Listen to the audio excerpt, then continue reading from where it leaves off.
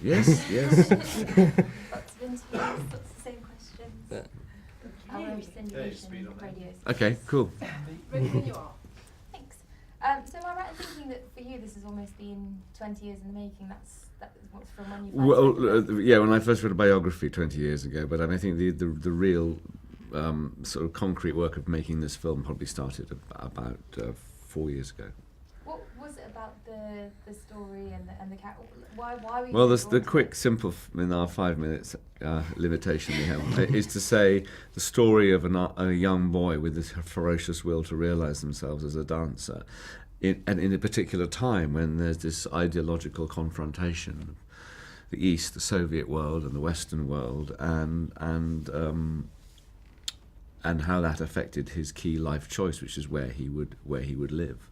But it seemed I was always moved by the fact that this boy wanted to absorb all art within himself, which is why I really determined to have these scenes where he's in an art gallery looking at paintings, to absorb what these paintings can give him.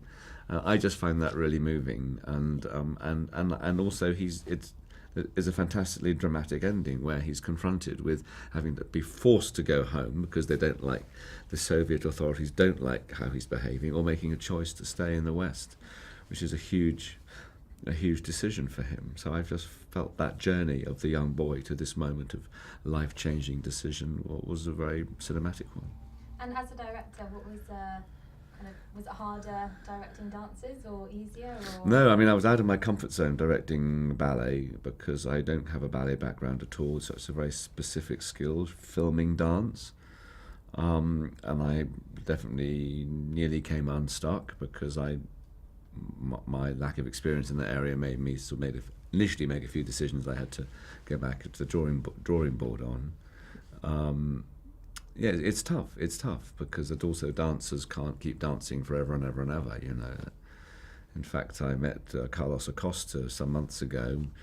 I don't know, but I was introduced to him backstage after a show, and he said, just a word of advice, you know, I jump and dance for a living, but I can't keep jumping and jumping for infinite number of takes, you know. So that was something that I had to take on board. But in the end, no, we got there, and Oleg is a fantastic dancer, but that was the area where I had no previous experience, whereas a scene between two people around a table talking, I felt much more like I knew what horse I was riding. Yeah, I was tired just watching. What was it like for you the very first day on set? First day on set, Yeah. I ate a croissant. I remember this is first day. First day outside the Louvre when he bites into a Yeah, I croissant. ate a croissant. This is my first day. It was and, raining. Yeah, I remember this scene, and this is wonderful feeling because you stay in the camera and the look in your eyes, and I eat and again and again and again. This is croissant, and after maybe six eaten croissant, I feel, oh my god, I don't want to eat again. and this is awesome.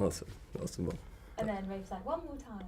Yeah, and the last time, okay, and the last time, okay. That's what I always said. This is the last. No, this is the last. Promise you, this is the last. And after, okay, this is last. This is true. That was amazing. I loved it. Thank Thank you you. so much. I ran out of Thank you. time. Really? Yeah. That was a quick 5 minutes.